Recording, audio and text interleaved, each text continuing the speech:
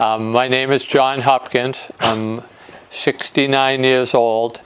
I was born in 1948 in the town of Nantucket, and I enlisted in the United States Army in 1967, and I did it. I enlisted. The war was going crazy. Vietnam was like going crazy, and there was the draft, and they were sucking everybody up into the Army and packing them off to Vietnam. And I did not want to go to Vietnam because in high school, the big joke was that all the boys were going to go to Saigon U, and that was what I kind of expected to happen, but I didn't want it to happen. And so I enlisted in the Army for 3 years instead of getting drafted for 2, with the promise that the job I was going to do only went to Germany. That's what they told me. And I believed it. And I was not in a very good shape when I enlisted. I had been picked up by the police in Nantucket, and they told me either get out of town or go to jail. And so I picked get out of town.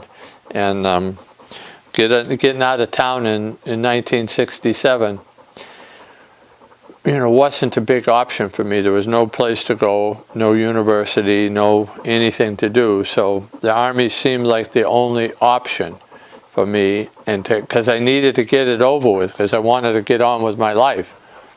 Otherwise, I'd be eligible for the draft until I was 26 years old, and I didn't want that to happen. So I went to the recruiter, and the recruiter promised me that this job only goes to Germany, so don't worry. And I believed him, and I went into the Army on Labor Day weekend, 1967. And I was 18 years old and very unawares of the world. I knew Vietnam was going on, but I really didn't have any opinion either way. I just knew that I didn't want to die in some war. And so I enlisted, and right away when I got in the Army, somebody told me, they asked me what I was going to do, and I told them, and they said, "Oh, you're going to Vietnam." And I said, No, I can't be going to Vietnam. They promised. And he said, "Guess what? You're going to Vietnam." So that was the first inkling that I was actually going to go to Vietnam. And then when I got done with basic training and got shipped off to Arizona, I realized the job I was going to do there's no way you could get out of going. Everybody went. Every single person was going to go to Vietnam that was trained in my job. Unless the agreement you had when you entered wasn't written, it was just... No, it was just a verbal from the guy, and he was making it all up. The recruiters got some kind of commission or something. They got some points for getting people in, and so he just told me what I wanted to hear. And it was really dumb on my part, because the name of the job was Aerial Surveillance and Target Acquisition Specialist. So, shush. So I should have had some clue that I was headed straight there, but I was, I had been partying. I was really partying heavy in 1967. That's all I cared about. Partly me being a dumb 18-year-old male. As Donna says, my brain was not fully developed, and I couldn't make any really good choices, or at least I didn't make any really good choices. But, I was unaware of the anti-war movement, barely aware of the riots that took place in Detroit, I think, in 1967. And that next year, in 1968, I was aware of, the death of Martin Luther King, and I was aware of, that there was a lot of turmoil in the United States, but didn't connect the dots with anything. It was just what was going on in the background. So, and I wasn't participating in anything in the way of anti-war movement or, you know, racial justice movement or anything. I was just an 18-year-old that was enlisting in the United States Army and expecting to go to Germany. So right away I knew that this thing was a really big mistake on my part. The first day I figured out that I had 1,095 more days to go, and I was horrified. And I wasn't ready to run or anything. I just knew that I had made a big mistake. And so that was, you know, I went through basic. It was pretty straightforward stuff, learning how to shoot a weapon and, you know, march and do things. And probably the first person who gave me some inkling that the military was not all powerful, because it kind of seems like it when you're in the middle of it, was a Puerto Rican kid who refused to carry his gear, refused to march.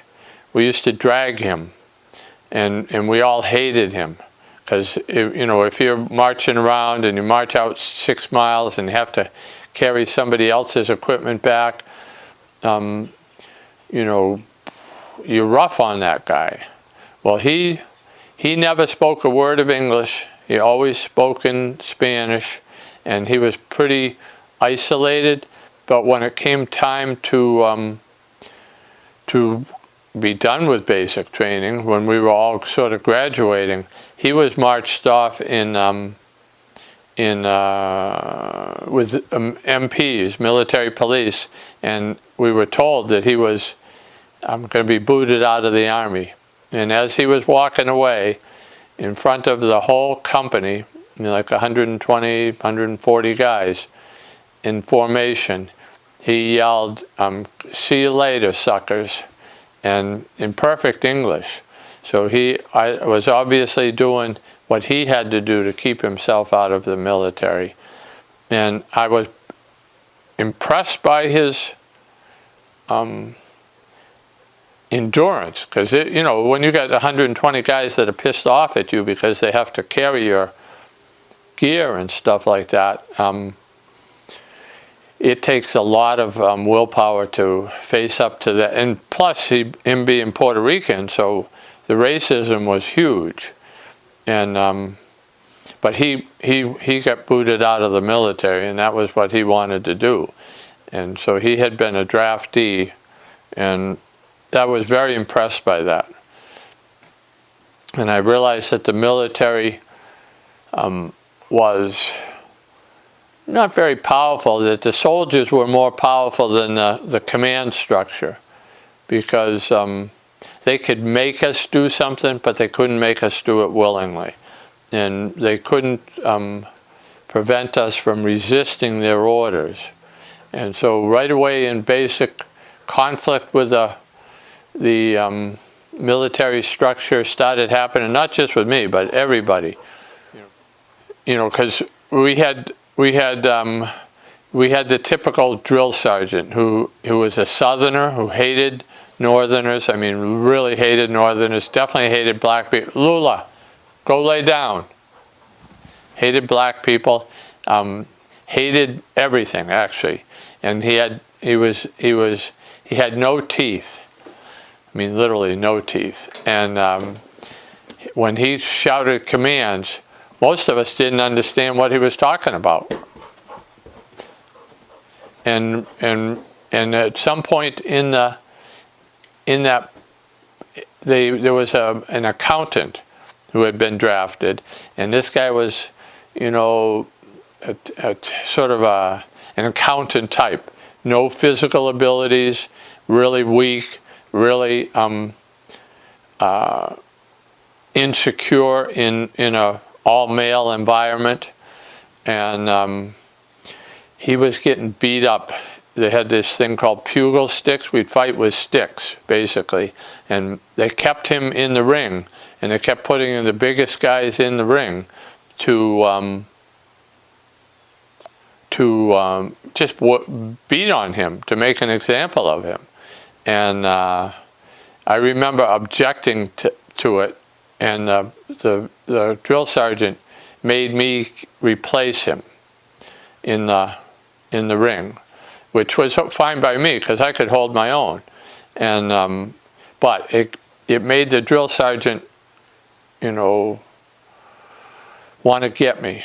And so later on in the barracks, he had this really big black guy who was a muscle man from the British Virgin Islands, challenged me, and because he was going to fight with me. The drill sergeant was going to fight with me. I know I would have lost with that guy because that guy was mentally ill, but so the military discipline was a problem from the very beginning. And then when I went on to going for advanced training out in Arizona, we had to wait. They were so backed up in the training that we had to wait 3 months for training. And there were guys from California there who were anti-war, and they had Country Joe and the Fishes album, and we played that every single morning in the barracks. That's 1, 2, 3, what are we fighting for? Don't ask me, I don't give a damn. Next stop is Vietnam. This is now 1968, and the Tet Offensive happened in January, which I was hardly aware of. I mean, I don't even remember it coming across the screen, but we were all headed to Vietnam, and we knew it. And we hadn't started training yet, and we didn't really even know what our job was going to be still until we started training.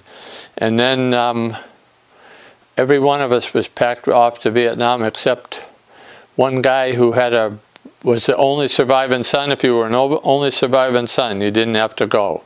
So there was only one person out of my class of 20 or so that didn't go. And we were very fatalistic, I would say, meaning that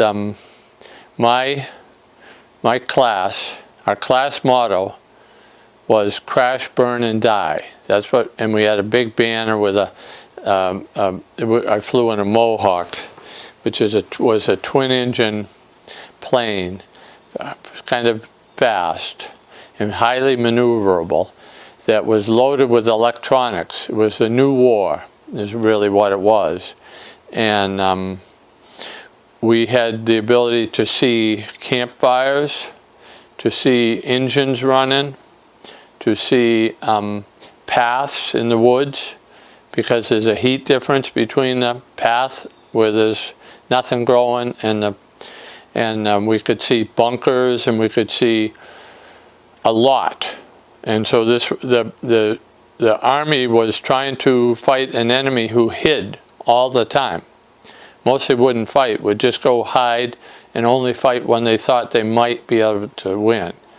And so we spent all the time hunting them and using electronics and sniffers. There were sniffers and infrared and radar, and we were the boon to the war, so that these whole vast areas of territory in the war itself were held by the enemy. And in order to find them, we were the specialists at finding them. And then the B-52s would come and blow up everything, just literally everything. And I just did my job. I just was doing my job, and then I started realizing that, geez, I don't think these people really want us here. It was really one of those kinds of things. And we worked very closely with military intelligence. We had intelligence officers attached to us who had little maps with, where all the enemy units were and all that kind of business, but they were never right. They were always illusions. And I would often get into fights with the officer until I finally just stopped, because it didn't make any sense trying to convince somebody that what they thought was real wasn't really the real case. And I went out every day flying, and sometimes 2 missions a day, and the whole big area, the whole entire area northwest of Saigon was in enemy hands, except for the villages. And so we could kill anybody that was out there. And that's literally what happened. Mostly I worked closely with B-52s, and the B-52s would come in and pound an area, and then we would go back in and we would look.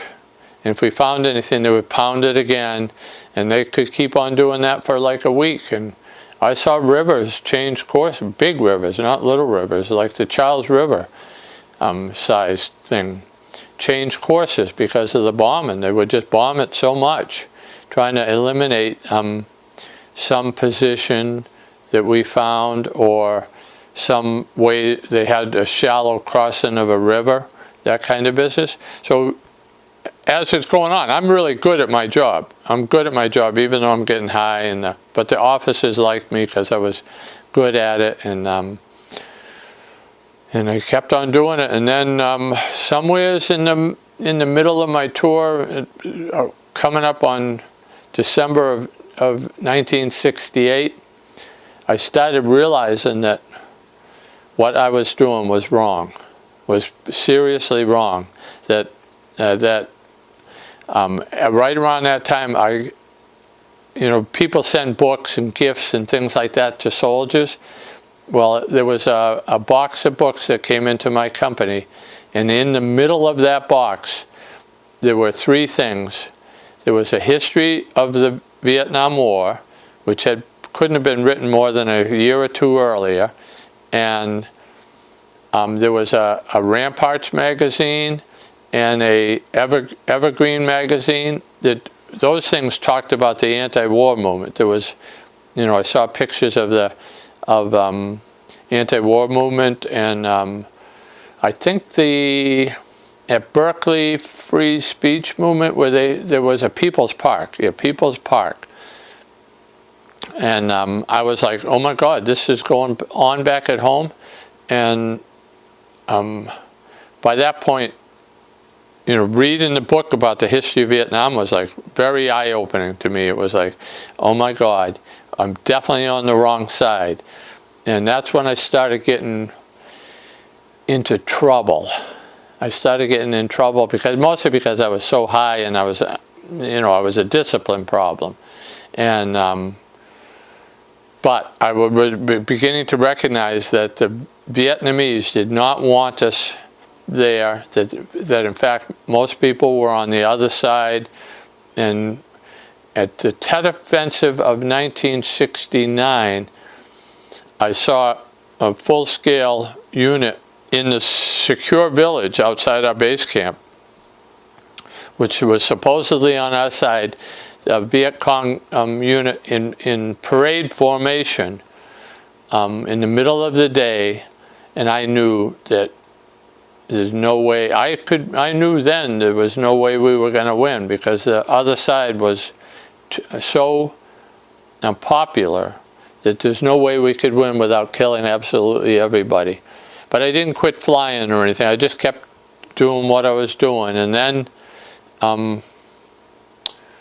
then an officer tried to take me in the plane near a .50 caliber machine gun position, which we had marked on the map. And fortunately, that .50 caliber did not choose to engage us. But I was done that day. I said, I quit. I came back from that mission, and I said, I quit. I threw my helmet into the little truck body that we had for kind of like a prep room, and I just knew that they couldn't make me fly. Somewhere in the back of my head, I had it in my mind that they couldn't make me fly. They couldn't make me do this. It was voluntary. And So I quit flying. I didn't quit flying because of my politics. I quit flying because I didn't want to die in a stupid war. That was the total level of my understanding at that point, because I'm only 19 years old, and I don't really have, too much mental capacity or experience or anything like that to make a really good decision. Because if I'd made a really good decision, I would have disappeared in San Francisco when I was headed to Vietnam. I thought about it, but the consequences were too heavy for me to go and to be that brave. And I really regret that I wasn't that brave, but I just couldn't do it. So by the middle of my time there, all I want to do is, I just want to stay alive. I just want to get out of here. Let me not be put in any dangerous positions. And so I spent the last couple of months driving a fuel truck, fuel and planes, with two black guys from Georgia. And we played dominoes and, just hung out and kept the planes fueled, and that's all we did. And so that was a big shift in my, what would you call it? First off, my contact with people of color.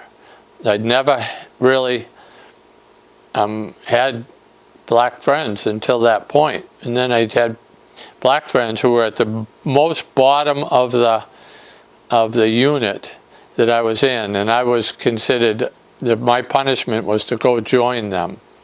That's what they did with me. And so, I came home from Vietnam, not anti-war, not anything except, oh my God, I'm glad that's over. I don't have to do that anymore. And when I came back, I took my uniform right off in the airport in San Francisco because I was embarrassed to have it on, because I knew what we had been doing was wrong, and I was totally embarrassed. But nobody yelled at me or anything like that. And then I went home, and then I had to go back to the Army, which was probably a fortunate thing. So I went in the Army, and that's when that following year, 1970, that's when Kent State happened, in Jackson State. And we were preparing for riots. That's what we were preparing for. We were just preparing for riots, and I was just training troops to go to Vietnam. But I was not political. Me and another guy went looking for SDS because we were curious. And we never did find SDS. We went up to Phoenix and went to a concert, and we went looking for the SDS office, but it was closed when we went there. But we didn't know what we were doing. We were a little bit upset about Kent State, and we're all the same age as those kids who were being shot. So it was a little bit emotional to be on that. And then we were expecting riots outside of our base, our fort. And none of it ever happened. The military got really paranoid really quickly and kind of overreacted. But so finally I got out in June of 70, and that's when all the universities had been on strike. There was a big, gigantic student strike that in May.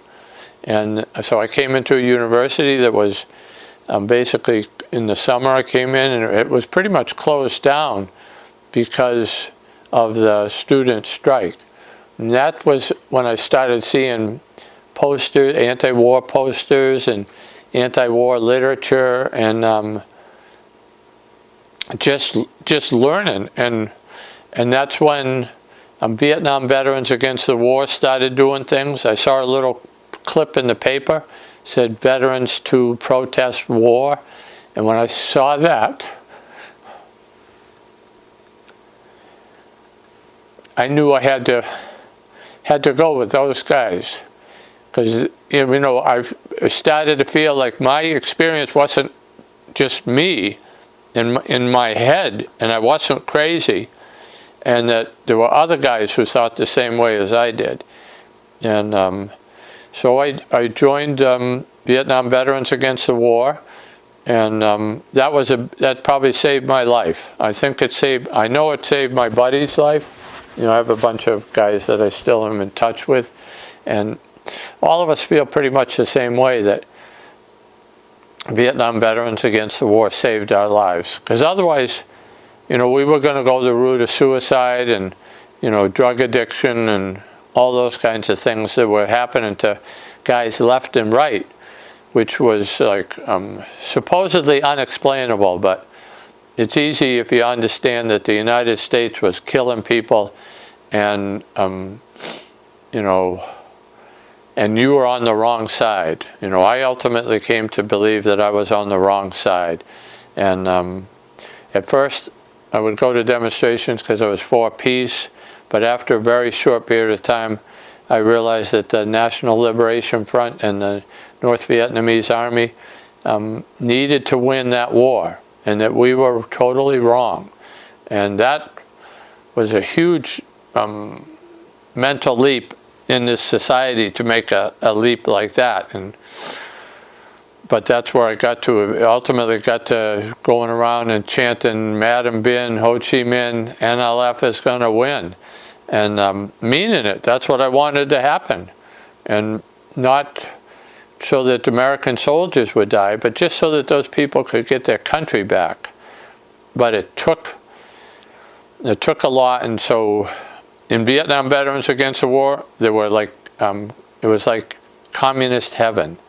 The Progressive Labor Party, the October League, the Socialist Workers' Party, and maybe the Communist Party, yeah.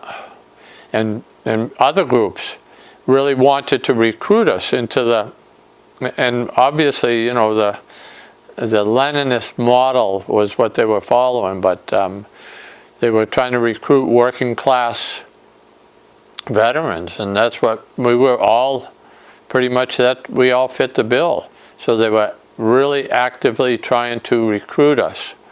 And John Kerry, who was the leader of that organization in Cambridge, there was like 200 or 300 of us, and John was one of them. And John and some people tried to, they called for a big meeting one weekend to boot the communists out. And they first labeled them police agents and all these kinds of things. But in the end, John Kerry was booted out for being a liberal running for president. Because we all knew he was going to run for president, you could tell. And him and his faction lost, and the communists ended up staying. And so I kind of drifted from different group to different group, kind of dependent on personalities more than politics. And so, I ran with the Socialist Workers for a while, and then the Progressive Labor Party recruited me, and I ran around with them for a while, and then the October League recruited me. I was an easy mark. And, I liked belonging, I think is what I did. I liked belonging. But it just went on. And political activity was huge in my life at the time. I think I was, I was going to the university, and I was on VA money. So I could, even though I had a wife and kids, I could participate as much as I wanted in political movement stuff. So I think that at that time there was a march. I remember a march that went out and marched from downtown Boston to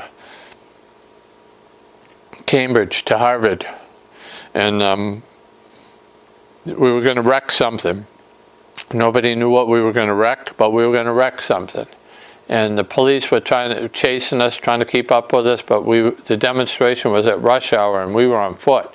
And we could outmaneuver them easily. And we went to MIT and, you know, did some graffiti, and then we went to the Kennedy School of whatever it is, international diplomacy or something like that, and we broke into the building, threw their files out the windows, wrecked their offices, and you know, by that point the police came, and then we just moved along, attacked an IBM building, and that was the first sort of anything related to violent stuff. But by that point I was definitely ready for it. I was sick of the police and what they could do, and you know, by then I'm reading Marx and Lenin and, you know, all that kind of stuff, and so I was up for a revolution, and I really thought that a revolution would happen, and I think most of us did. I had friends when Patty Hearst was kidnapped. I had friends that went into militias out in California. They went into the hills. They armed themselves, and they were you know, trying to follow the Symbionese Liberation Army, which was like an anarchist group of people who, and so it was pretty crazy. A friend of mine died robbing a bank, and he had been the son of an ambassador for the United States, and he had been a pilot in the United States Air Force and had been through the Air Force Academy, and he couldn't take what he had done. He couldn't stand it, and he was shot. He robbed a bank out in the Midwest somewhere, and he got away up into the hills, and then he got surrounded, and then rather than be captured, he shot himself in the head. And that didn't seem unusual to me. That seemed like, okay, that seemed like a normal event at the time, because things were so crazy. At that time, the government was killing the Panthers, and what else were they doing? Oh, they were just running rampant. They were constantly, if there was a demonstration, almost always the police were rioting, it seemed at the time. And I kind of steadily moved leftward, as if I could say anything. That's what it was. I was just, okay, I'm for peace, then I'm for revolution. It took me a while to get there, but I did get there, and having a wife and kids was an inconvenience, but not, you know, gave me political, what would you call it? Clout. Yeah, because I'm not only was I a veteran, but I have a wife and kids, and I worked for my living, and by that point I was, you know, I think at some point I went in working in a rubber factory in order to try to radicalize the rubber workers union. And there I met a Harvard graduate who was a Maoist, and belonged to a little tiny cell over in East Boston, and they were left of left, and they recruited me because I worked on the floor with the guys, so they recruited me right away, and that's sometime around busing, when busing happened. And busing was, we took the position that busing was an attack on the white working class and the black working class, and that it was just a way to get those two groups to fight each other. And that was not a very popular position in Boston at the time. And but and that's when I started carrying a knife. I started carrying a knife for self-protection, because from the different left-wing groups who were doing things, and then I came up to the preterm strike. The preterm strike, I forget when that was, but it was probably late 70s. Yeah, it was definitely late 70s, maybe in 76 or 77, something like that. And by that point, I'm I'm drinking and drugging, and I'm in a little cell over in South Boston that's writing polemics and studying Marx and Lenin, and I went to pass out leaflets, a leaflet called "On Strikes" by Lenin at the preterm strike, which was that was silly, and I was really hungover, and the police were trying to bring in scabs, and I was hungover, and I got mad, and I kicked in I jumped up on a bus where they were bringing the people in through the police line. I jumped up on the bus and kicked the window in, and tried to run away, but didn't manage to. Instead got arrested and was facing jail time in Brookline court system, and nobody wanted to help me. The preterm strikers didn't, because I was violent on this picket line. My group didn't want to help me because I was supposed to not get in any trouble. I was supposed to just go there, pass out the leaflet, and that was it. And so that was right before the blizzard of '78. And then the blizzard of '78 happened, and my wife and kids are on welfare, and I'm unemployed, and I'm done with politics. I realized that there's no revolution going to happen here, and I'm not giving up my life for this. You know, because by then everybody's just fighting. Everybody's fighting. Every group is fighting every group, and you know, looking for the right path, and nobody had the right path. And so I up and took my family and moved to Arizona, got a job in Arizona, and stayed out in Arizona for 2 years. And when I came back, I was not going to do any politics. I didn't do any politics. But when I came back with a gun. And I came back with a gun to protect myself from left-wing, you know, people. And I remember going to the Women's Day March in probably 1980, in Copley Square, International Women's Day, and I went with a gun tucked in my back pocket, and it was a cold day. It was in March, and I had a ski mask on, and that was the first political thing I did and had done in a long time. But I knew by that point I was a little bit crazy, you know, walking around in Boston with a gun tucked in my back pocket in case somebody from a left-wing group wanted to hurt me. So And do you think that was real, or were you paranoid? I think I was paranoid. I think I was mostly. I don't think anybody gave a rat's ass about what I was doing, you know. But I had it in my head that this was the case, and so. But that was the end of me doing anything political. That was the end. That was the last, I think, until 1995, when the Iraq War, the first Iraq War happened. I got a really bad case of PTSD when they were building up to the war, and I don't know, but I'd done little tiny political things, but nothing serious. And so I participated in the blocking of the military recruiting station down in Hyannis, and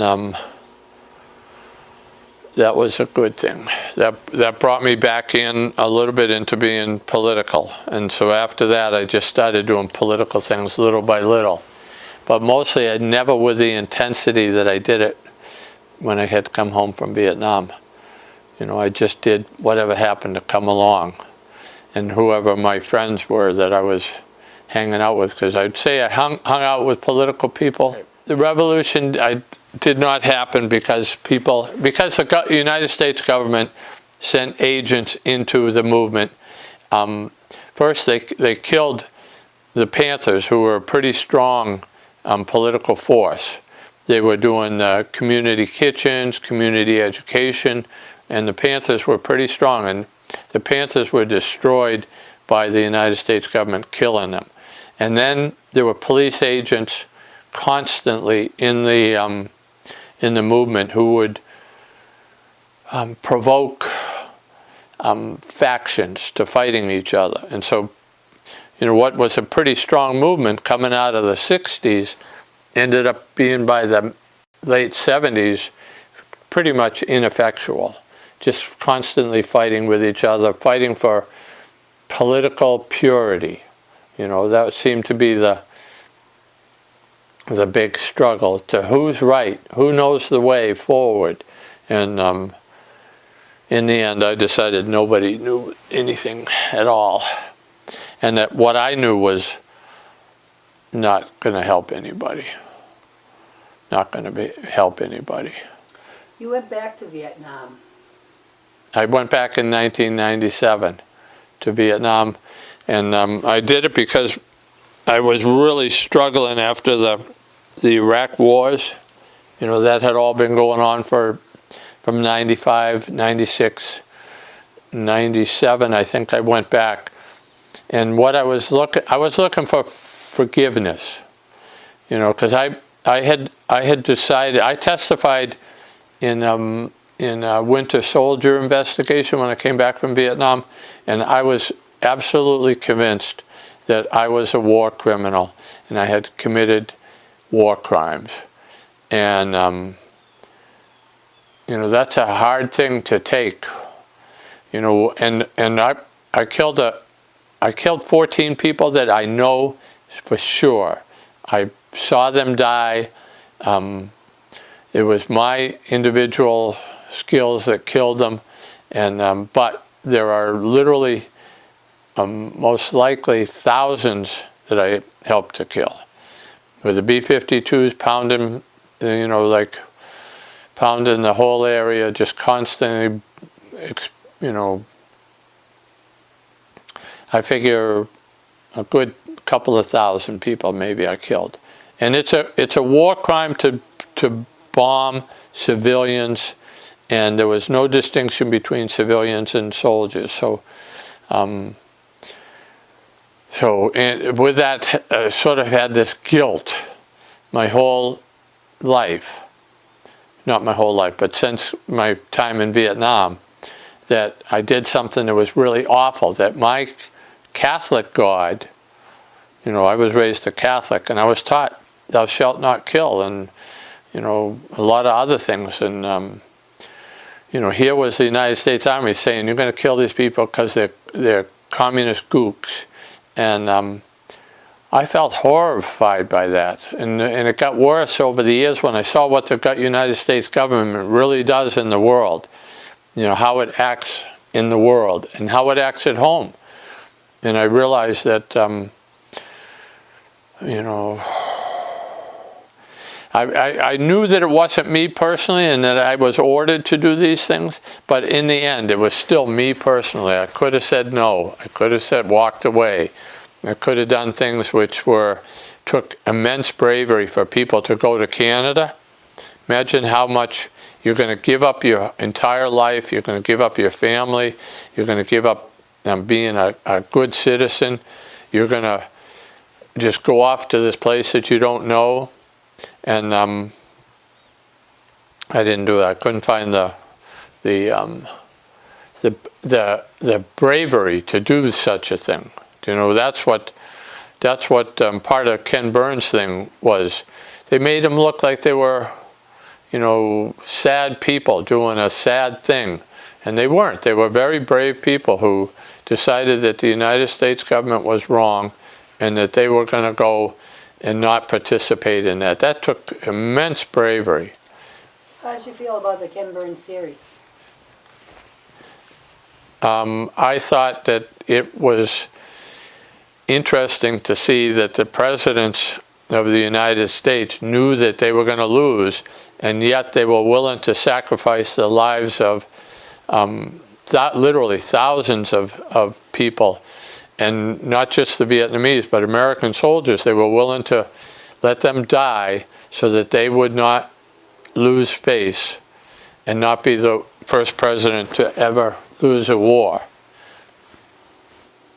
So I'm, and the business at the end of where the anti-war person apologized to the veterans, forget that. Forget that. That's just bullshit.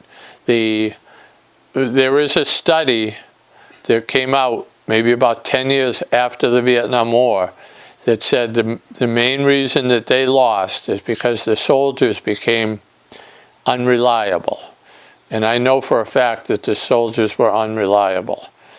You know, in my unit, an officer, they had a little officers club. It was a little tiny bar, and somebody threw a grenade into the bar, and an officer jumped on it to save all the other officers, and the pin hadn't been pulled.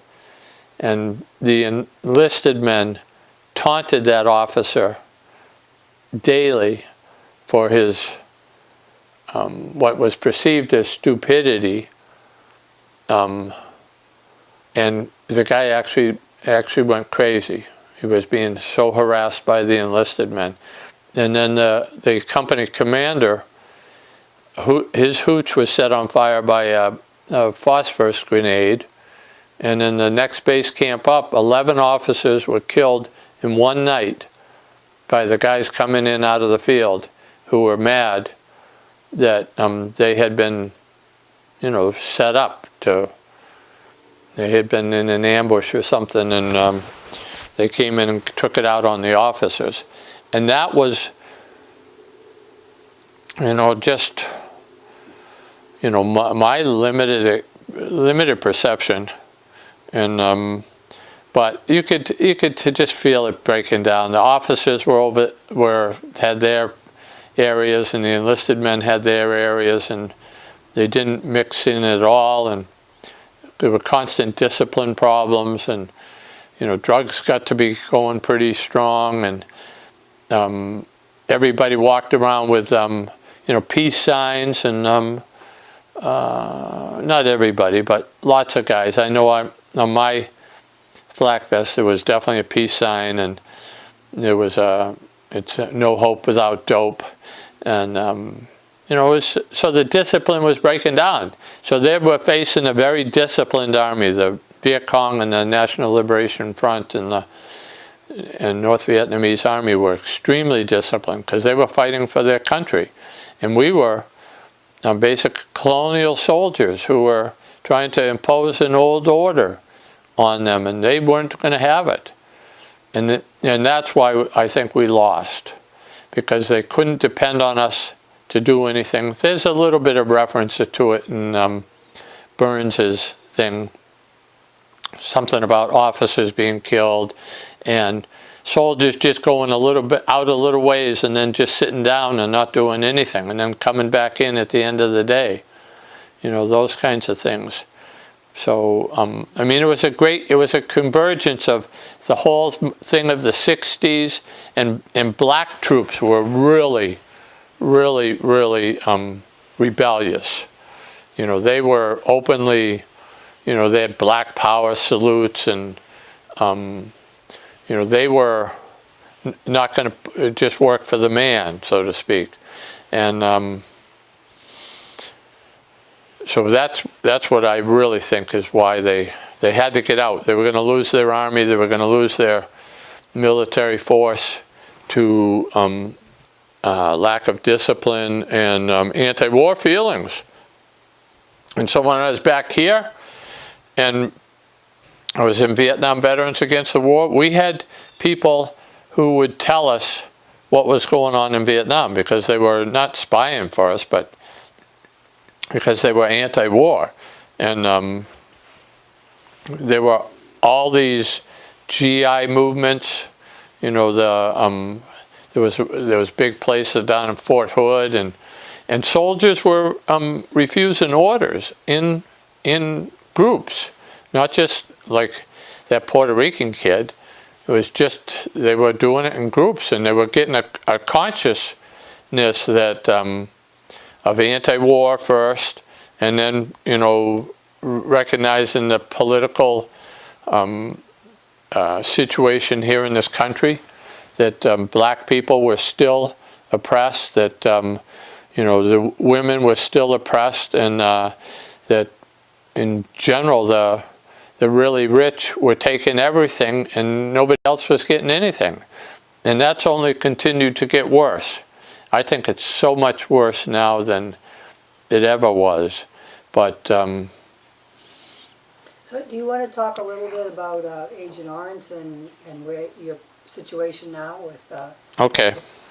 This happens to be Agent Orange month. This is October. This is Agent Orange month. I doubt if you asked anybody if they knew that, they would probably say they don't. I only found it out a couple of weeks ago. But I have renal cell carcinoma. I've been dealing with it for 2 years now. I've had my kidney out. I've had a couple of brain surgeries, and I definitely attribute this to Agent Orange. Agent Orange was everywhere. This is the biggest war crime that actually probably since the Nazis. This is a major war crime that they sprayed dioxin. They sprayed Agent Orange, which has dioxin in it, all over the place. They were trying to do two things. They were trying to deny the enemy cover, so it would defoliate forests, and they were trying to kill the food that they were trying to grow, because they had to grow their own food out there. And right now the people in Vietnam suffer hugely from there was 22 million gallons of this crap sprayed on the world. I know 2 people that have died from it who were doing the spraying, and one was a buddy of mine, and one is Debbie's former father-in-law, who was in Operation Ranch Hand. And I always thought that there wasn't much Agent Orange used around me, but in looking through the internet and looking and then realizing that the lack of weeds in the base camp was because of Agent Orange. They basically sprayed the base camp. They'd go to build the base camp. They bring in the bulldozers, all that kind of, and then they'd spray Agent Orange all over everything. And then they constantly sprayed it around the perimeters. And our water supply was in the area that they sprayed it in. And then they used to burn they used to spray Agent Orange in the perimeters, the minefields and barbed wire. And then they would set it on fire. So it was like double toxic. You know, first they sprayed it, and then it's being moved around by smoke. And the government finally acknowledged somewhere in the 80s, Dow Chemical and Monsanto had to pay out to veterans.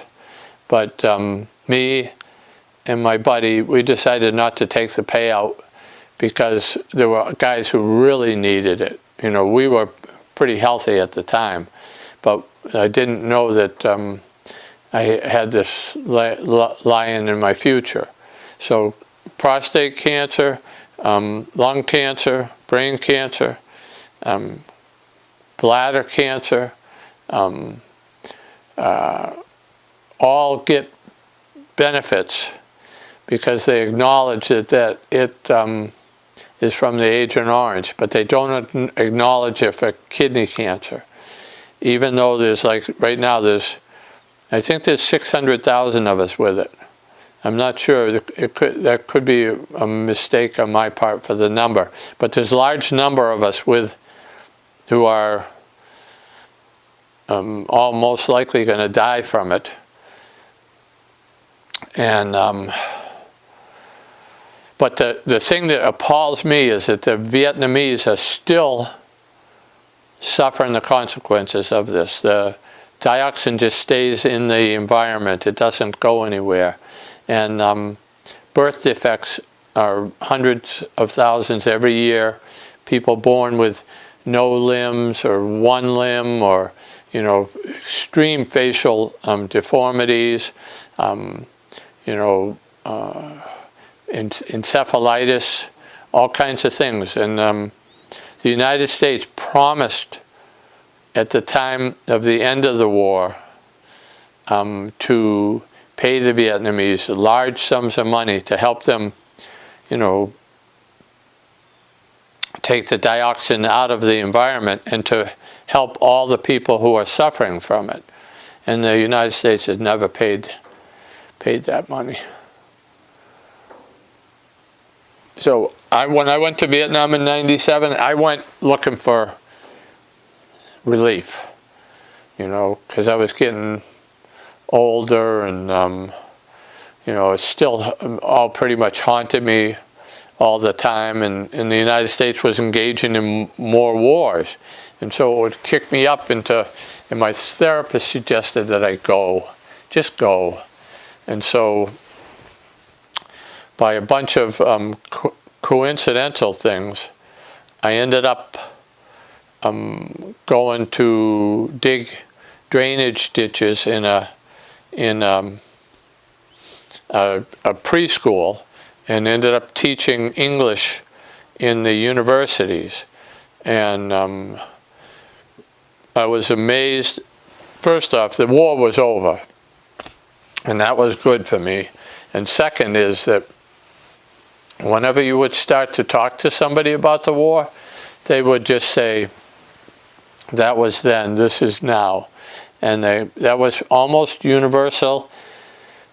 Even people who had been through re-education camps and stuff like that, they were pretty much living normal lives and pretty happy and easygoing and loved Americans.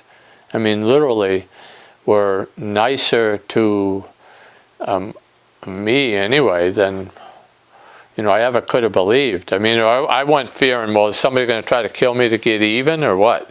And I did go up into a village that I had directed artillery against, and that made me real nervous. That made me real, because I went all by myself up into the mountains on a motorcycle and actually a motor scooter. And I went up into, and all I did was I went into their post office and mailed a letter to my wife, and but I was real nervous being in that village. That village was fairly big, and had just constant warfare around it for like, I don't know, 20 years. And so I expected somebody to be mad, but nobody was ever mad. And that was very good for me to do. It kind of ended the war for me, and gave me a little bit of perspective on my own view of it. And okay, well, we'll stop there. If you want to say anything about where we're at now, or do you have any hope for the world or this country? I'm very hopeful. I'm very hopeful because people will not accept that this is okay. I think that if Donald Trump has done anything, he has stirred up political movements. So you got people fighting the immigration issue. You've got people up in arms about a lot of different issues that had kind of been glossed over by the Clintons and the Obamas and sort of the liberal view of the world that wants to just make it a little bit better for everybody and doesn't address the fundamental problem. But the distribution of wealth has totally gone from being lopsided to being overwhelmingly lopsided. So even with me, I make a pretty good living, but I can just get by. And I don't know how anybody that's making, 15 bucks an hour or whatever the hell the minimum wage is now. I don't think it is. I think it's like 9, 11. How you can even possibly survive. So I see people working crazy, working 2 jobs. The family has to have 3 jobs. I know that in the 60s, I made $1.25 an hour as a carpenter's helper, and it was good money. I had good money. I always had pocket money. I always had money, and even when I was in my 20s and I was working construction and I had wife and kids, we could afford things. We could afford a vacation. We could afford a car. We could pretty much keep up with what we needed to keep up with the kids for shoes and clothes and things like that. I don't think people can do that anymore.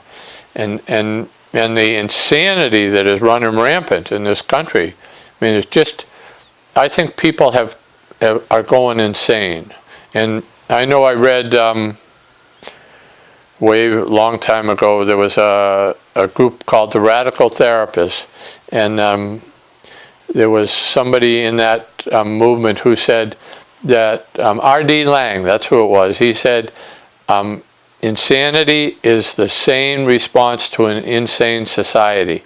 And I think that's where we're at right now, is this society has become insane, and so you get people like this guy, Paul Dark, or whatever his name is, who killed 58 people. And nobody can figure out why he did it. He did it because he's insane. He's driven insane by this society. And I think that we're in for some real hard times coming in the immediate future. I started digging a bunker down the hill when I thought Hillary Clinton was going to be elected, and I stopped it when Trump was elected because I thought he won't go to war. But I think I was totally wrong. I think Trump is as much of a warmonger as Hillary was, and people don't like to hear that. People still argue with me about how Hillary could have saved us all. I don't think so. I don't think so. I think Hillary was as brutal as anybody else I've ever seen coming along down the line. Johnson. And even Obama, well, that's what Johnson sent me to Vietnam. Nixon kept me there. And Obama was awful, and it's just all like this whirling wind of craziness, and I worry that we're going to have a war, and we're going to have a big war, and part of me is like wishes for it, because then everybody will get, because the thing I used to be mad about was not the anti-war movement, obviously, but the people who were indifferent, the people who just went along about their daily life and didn't pay any attention to anything, and if you brought politics up, they'd just leave. Those were the people that were the problem for me, because it felt like unless you had somebody in Vietnam, you really didn't give a rat's ass. And so when I go into upper class circles, which sometimes I do because of my job and different things. I've been in rooms where there's not a single Vietnam veteran, rooms with hundreds of people, and nobody knows at all about it because they didn't have anybody there, and so they didn't really care. They didn't really care, and that's what I think worries me more than anything. I mean, that's why Trump, in some ways, has upset the whole liberal, nicey-nice apple cart, that things are all right, and everybody realizes, no, things are not all right. In fact, taking 800,000 people who've been living here and threatening their livelihood and threatening their homes and threatening their ability to live in this country, those people have got to be pissed off. I mean, so they got 800,000 people out here who I would think would start to be anti-government. And nobody wants to go to war right now. Nobody really does. They just, it's like Trump has become this perfect storm of buffoonery. And the military is right behind. I think the military is actually seizing power in this country. I think that's what's going on. There's all generals who are running everything right now, and Trump, they put up with Trump. But in the end, all those generals have lost every war they've ever been in. So they're not very, they're very, what's the word? They're very braggadocio. Is that brag? They're puffed up, and they think they're something. But in the end, when you start looking at the wars they've been in, they've lost every single one of them. They lost Korea, they lost Vietnam. And what'd they win? Grenada and Panama. I think those are two that they could definitely say they could won. They just did a studying themselves, and they were appalled. They came up with a conclusion that they had lost every war except those two since World War II. And but they're still arrogant. They're still arrogant. Oh, we can bomb them. We'll just annihilate the North Korean people. What kind of statement is that? You're going to annihilate, I forget how many million, 24 million people, just like that? So I hope that they might have some rationality come back into their thinking, but I doubt it. I doubt it. All they can think about is their next rank. Because if the military is anything, it's kiss ass. So you have to kiss ass all the way from the bottom to the top. So if you got to the top, you've kissed everybody's ass all the way from the bottom to the top. And I don't know. I hope that people will, just wake up. Wake up from this illusion. There was some kind of democratic country.